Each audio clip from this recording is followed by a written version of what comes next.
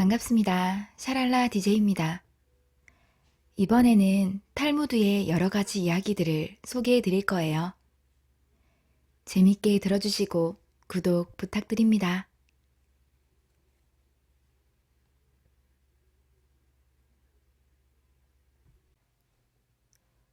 사람의 가치. 허름한 옷차림에 가난한 학자 둘이서 이 고장 저 고장으로 여행을 하고 있었다. 한 고장에 도착했을 때 그들은 먼저 부잣집 문을 두드려 재워달라고 부탁했다. 그러나 부자는 두 사람의 행색을 훑어보고는 거절했다. 두 사람은 결국 그 고장의 자선가 집에서 머물게 되었다. 1년의 세월이 흘러 두 사람은 아주 고명한 학자가 되었다.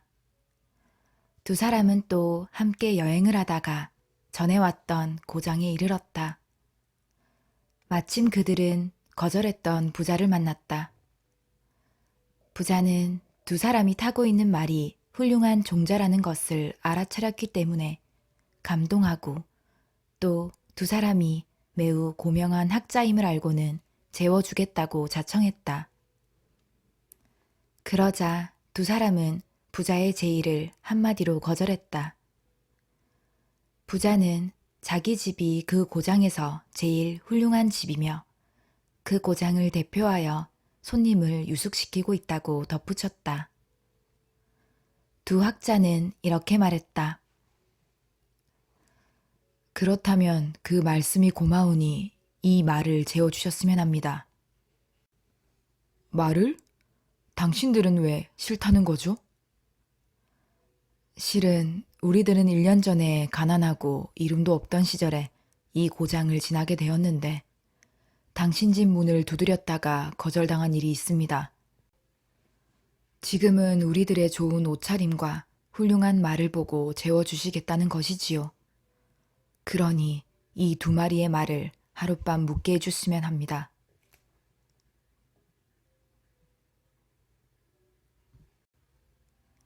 셋째 딸의 험담. 어떤 호라비가 세 딸과 함께 살고 있었다. 그는 딸들이 나이가 들수록 근심이 쌓이기 시작했다. 딸들이 모두 외모는 아름다웠지만 각자 하나씩 단점을 갖고 있었기 때문이다. 첫째 딸은 게으름을 피우고 둘째는 남의 것을 자주 훔쳤으며 셋째는 남을 험담하는 결점이었다. 한편 이웃 마을에 아들 삼형제를 둔 부유한 사람이 있었다. 그가 세 딸의 아버지에게 자기 아들들과 혼인을 시키자고 청해왔다. 세 딸의 아버지는 딸들의 결점을 조심스럽게 고백했다. 그러자 그는 자기가 책임지고 버릇을 고쳐놓겠다고 약속했다. 마침내 세 자매와 세 아들은 결혼을 했다. 시아버지는 게으름뱅이 맏며느리에게는 하녀를 여러 명 고용해주고 도둑질하는 버릇이 있는 며느리에게는 큰 창고 열쇠를 내어주며 무엇이든 갖고 싶은 대로 가지라고 했다. 그리고 험담하기를 좋아하는 셋째 며느리에게는 매일 아침마다 오늘은 남을 헐뜯을 것이 없느냐 하고 물었다. 어느 날 친정 아버지는 딸들이 궁금해 사돈댁으로 갔다. 큰딸은 마음대로 게으름을 피며 살 수 있어 즐겁다고 했다. 둘째 딸은 갖고 싶은 것을 마음대로 가질 수 있어 행복하다고 말했다. 그러나 셋째 딸은 시아버지가 자기에게 무엇이든 캐물어서 괴롭다고 했다. 친정 아버지는 셋째 딸의 말만은 믿지 않았다. 셋째 딸은 시아버지까지도 헐뜯고 있었기 때문이다.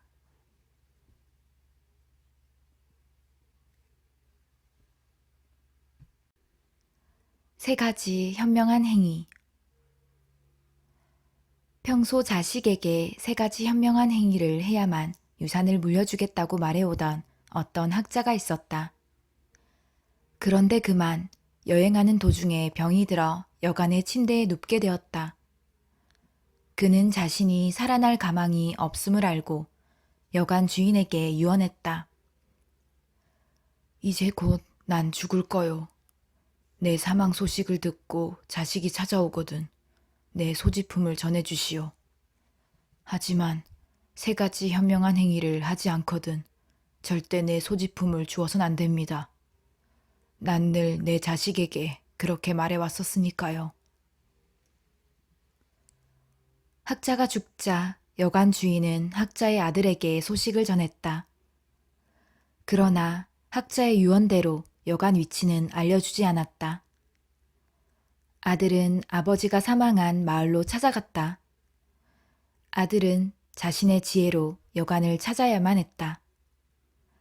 마침 나무꾼이 뗄나무를 지고 지나가고 있었다. 아들은 나무꾼을 불러 뗄나무를 탄 뒤 말했다.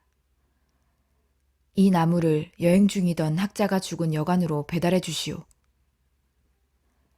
그리고는 나무꾼의 뒤를 따라갔다. 여관 주인은 나무를 주문한 적이 없다고 말했다. 그러자 나무꾼은 뒤에 있는 아들을 가리키며 말했다. 아닙니다. 저 젊은이가 이 나무를 사서 전해주라고 했습니다. 이것이 그의 첫 번째 현명한 행위였다. 여관 주인은 죽은 학자의 아들을 저녁 식사에 초대했다. 식탁에는 주인 부부와 각각 2명의 아들과 딸, 모두 7사람이 앉았다. 음식은 5마리의 비둘기 요리와 1마리의 닭 요리가 나왔다. 주인이 말했다. 자, 그러면 이제 음식을 모두에게 분배해 주시지요. 아닙니다. 그건 주인께서 나누어 주시는 것이 좋을 것 같습니다. 아닙니다. 당신이 손님이니까 당신 좋으실 대로 나누어 주십시오. 그리하여 그는 음식을 나누어 주기 시작했다. 우선 비둘기 1마리를 2 아들에게 주고 또 1마리는 2 딸, 그리고 또 1마리는 주인 부부에게, 나머지 2마리는 자기 몫으로 놓았다. 이것은 2번째 현명한 행위였다. 그러나 주인은 몹시 못마땅한 표정이었다. 그는 닭 요리를 나누기 시작했다. 우선 머리를 떼어 주인 부부에게 주고 2 다리를 2 아들에게, 2 날개는 2 딸에게, 그리고 나머지 큰 몸통은 자기 몫으로 놓았다. 그의 3번째 현명한 행위였다. 그러나 주인은 화를 참지 못해 소리쳤다.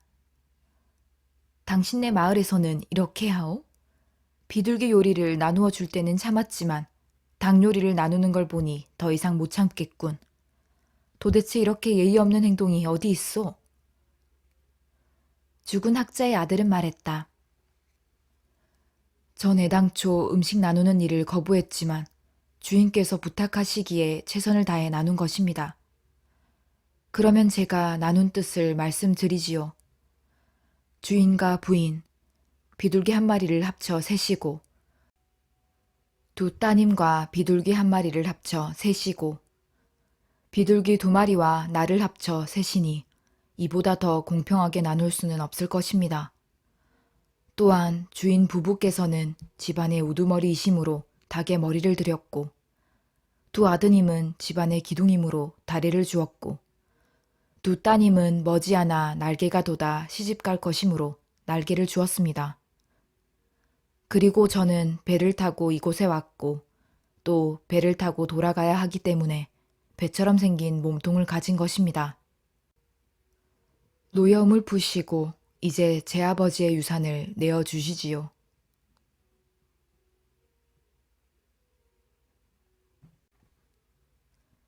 진정한 부자. 배가 항해를 하고 있었다. 그 배의 승객 대부분은 상인들로서 모두 큰 부자들이었다. 승객 중에는 학자도 한 사람 있었다. 부자들은 자기들이 팔러가는 물건을 비교하며 앞다투어 자랑하고 있었다. 부자 상인들 중 한 사람이 학자에게 물었다. 당신은 무슨 물건을 팔러 가십니까? 제가 파는 상품은 가장 훌륭한 것이지요. 하지만 당신들에게 보여줄 수가 없군요. 상인들은 그 학자가 잠든 사이에 그의 짐을 열어보았다. 그러나 아무것도 나오지 않았으므로 상인들은 이 사람이 좀 별난 사람이 아닌가 하고 속으로 웃었다. 그런데 목적지에 닿을 무렵 갑자기 배가 뒤집혀 부자 상인들의 재산이 물에 잠기고 말았다. 다행히 사람들은 모두 무사한 채로 육지에 닿았다. 학자는 학교에서 강연을 했다. 그러자 사람들은 곧 그가 매우 뛰어난 학자라는 사실을 알게 되었다. 그래서 그는 그 고장에서 매우 존경을 받고 재산도 모으게 되었다. 이것을 보고 상인들은 탄복하여 말했다. 당신 말이 옳았어요. 우리들은 재산을 잃었지만 당신의 상품은 당신이 살아있는 한 잃어버릴 것이 없소. 지식을 가지는 건 모든 것 이상을 가지고 있는 것이었어요.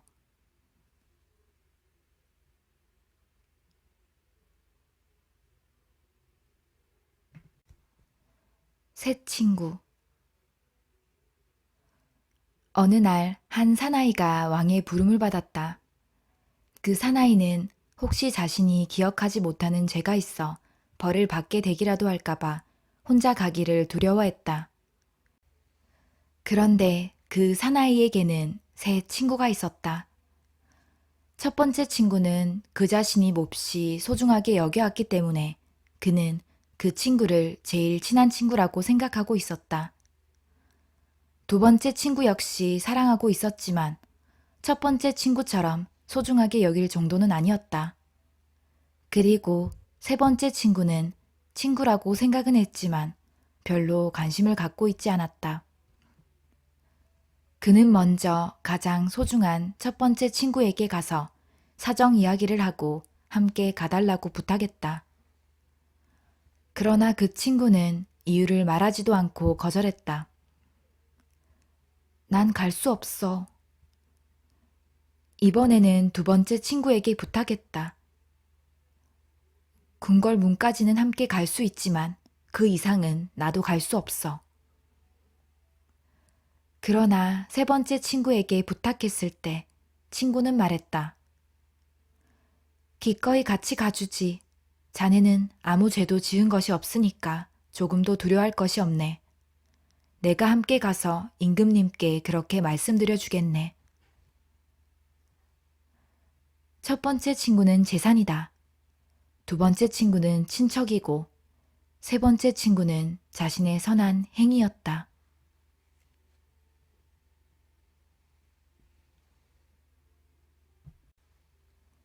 다섯 그룹으로부터 배우는 교훈. 어떤 배가 항해를 계속하고 있었다. 그런데 바람이 강하게 불고 파도가 높게 일더니 심한 폭풍우가 몰아쳐 배는 항로를 잃고 말았다. 아침이 되자 바다는 다시 조용해졌고 가까이에 아름다운 포구가 있는 섬이 있었다. 배는 포구에 닻을 내리고 잠시 동안 쉬어가기로 했다. 그 섬에는 형형색색의 아름다운 꽃들이 만발해 있고 먹음직스런 과일들이 주렁주렁 매달린 나무들이 신선한 녹음을 들이우고 있으며 온갖 새들이 다정하게 지저귀고 있었다. 배에서 내린 손님들은 다섯 그룹으로 나뉘었다. 첫째 그룹은 아무리 아름다운 섬이라 할지라도 빨리 자신들의 목적지로 가고 싶어 했다. 그래서 그들이 섬에 올라가 있는 동안 순풍이 불어 배가 떠나버릴지도 모른다는 생각에 아예 상륙조차 하지 않고 배에 남아 있었다. 둘째 그룹은 서둘러 섬으로 올라가 나무 그늘 아래서 향기로운 꽃향기를 맡으며 맛있는 과일을 따먹고 기운을 회복하자 곧 배로 돌아왔다. 셋째 그룹은 아름다운 섬에 너무 오래 머물러 있었다. 그러다가 순풍이 불어오자 배가 떠날까봐 허겁지겁 돌아와서 소지품을 분실하고 자기들이 앉았던 배 안의 좋은 자리를 빼앗기고 말았다. 넷째 그룹은 순풍이 불어 선원들이 닻을 걷어 올리는 것을 보았지만 돛을 달려면 아직 시간 여유가 있고 선장이 자신들을 남겨놓고 떠나지는 않을 것이라는 등의 이유를 붙여 그대로 섬에 있었다. 그러다가 막상 배가 포구를 떠나가자 허둥지둥 헤엄을 쳐서 가까스로 배에 올라갔다. 그때 바위나 배전에 부딪혀 생긴 상처는 항해가 끝날 때까지 아물지 않았다. 다섯째 그룹은 아름다운 경치에 도취된 채 계속해서 많은 열매를 먹고 있었다. 그래서 배가 출항을 알리는 종소리조차 듣지 못했다. 그들은 숲속의 맹수들에게 잡아먹히기도 하고 독이 있는 열매를 먹기도 하여 마침내는 전멸하고 말았다. 배는 인생에 있어서의 선행을 의미한다. 그리고 섬은 쾌락을 상징한다. 첫째 그룹은 인생에서 쾌락을 전혀 맛보려조차 하지 않았다. 둘째 그룹은 쾌락을 조금 맛보았지만 배를 타고 목적지까지 가야만 한다는 의무를 잊지 않았다. 이것이 가장 현명한 그룹이다.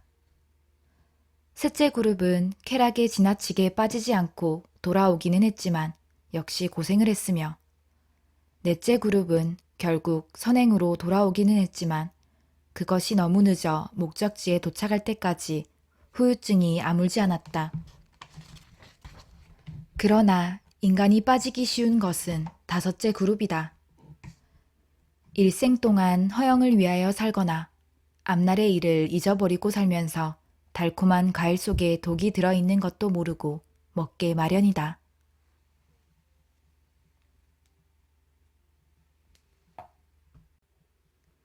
인생. 인간은 환경에 의해서 명예가 높아지는 것이 아니라 인간이 환경의 명예를 높이는 것이다. 온 인류는 단 하나의 조상만을 가지고 있다. 따라서 어느 한 인간이 다른 인간보다 뛰어난 존재는 아닌 것이다. 만약 당신이 어떤 사람을 죽였다면 그건 온 인류를 죽인 것과 같다. 그리고 어떤 사람의 생명을 구했다면 온 인류를 구한 것과 같다. 세계는 단 한 인간에 의해 시작되었으므로 그 최초의 인간을 죽였다면 오늘날 인류는 존재하지 않았을 것이기 때문이다. 영리한 사람과 현명한 사람은 차이가 있다. 영리한 사람이 결코 벗어나지 못할 곤란한 상황에 요령 있게 빠져나오는 사람이 현명한 사람이다. 어떤 사람은 젊은데도 불구하고 늙었고 또 어떤 사람은 늙었는데도 불구하고 젊다. 자신의 결점에만 마음을 쓰는 사람에게는 남의 결점은 보이지 않는다. 음식을 갖고 장난치는 사람은 배고픈 자가 아니다. 하루를 공부하지 않으면 그것을 만회하는데 이틀이 걸리고 이틀을 공부하지 않으면 그것을 만회하는데 나흘이 걸린다. 또 1년을 공부하지 않으면 그것을 만회하는데 2년이 걸린다. 모자란 인간들은 다른 사람의 수입에 신경을 쓰면서 자신의 낭비에는 신경 쓰지 않는다. 눈이 보이지 않는 것보다 마음이 보이지 않는 것이 더 불행하다. 만나는 모든 사람에게서 무언가를 배우는 자가 가장 현명한 사람이다. 강한 사람이란 스스로 자신을 억제할 수 있는 사람이다. 강한 사람이란 적을 친구로 바꿀 수 있는 사람이다. 부자란 자신이 갖고 있는 것에 만족할 수 있는 사람이다. 다른 사람을 칭찬할 줄 아는 사람은 가장 칭찬받을 만한 사람이다. 진실은 무거운 것이다. 그래서 젊은 사람들만이 그것을 나를 수 있다.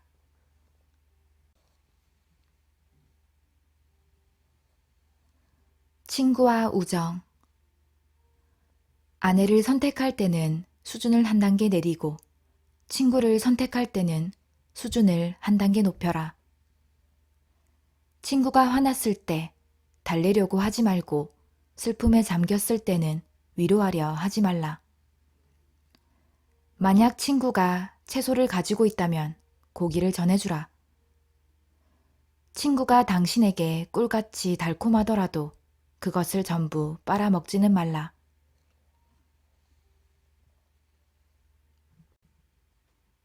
가정. 부부가 진정으로 사랑할 때는 칼날처럼 좁은 침대에서도 함께 잘 수 있다. 그러나 사이가 좋지 않을 때는 폭이 16m나 되는 넓은 침대일지라도 비좁다. 세상에서 가장 행복한 사람은 좋은 아내를 맞이한 남자이다. 남자는 결혼하면 죄가 늘어난다. 아내를 이유 없이 괴롭히지 말라. 하느님은 그녀의 눈물 방울을 세고 계신다. 여자를 만나보지 않고 결혼해서는 안 된다. 모든 병 중에서 마음의 병만큼 고통스러운 것은 없고 모든 악 중에서 악처만큼 나쁜 것은 없다. 세상에서 그 무엇과도 바꿀 수 없는 것은 젊었을 때 결혼해서 함께 살아온 늙은 아내이다. 여자를 고를 때는 겁쟁이가 되라. 자식을 기르면서 차별하지 말라. 자식은 어릴 때는 엄하게 꾸짖고 자란 뒤에는 꾸짖지 말라. 네, 여기까지입니다. 좋은 이야기들이 너무 많아서 마음이 따뜻해졌어요. 구독자분들도 저와 같은 마음이셨길 바랍니다. 오늘 하루도 행복하시고 많이 웃으시는 날이 되시길 바래요. 샤디였습니다.